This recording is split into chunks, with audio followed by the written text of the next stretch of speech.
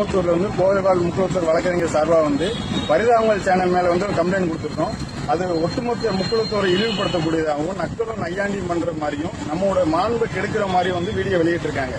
இந்த நாட்டோட சுதந்திரத்துக்காண்டி பல பேர் போராடி சேர்த்ததுல அதிகமான உறவினர்கள் யாருன்னா நம்ம முக்குளத்தூர் சமுதாயத்தை சார்ந்தவங்க தான். ஆனா அப்படி இருக்கும்போது இந்த சமுதாயத்தை கல்வியறி இல்லாதவங்களும் ஒரு காட்டுப்பிராண்டி போதும் சித்தரிக்கிறாங்க.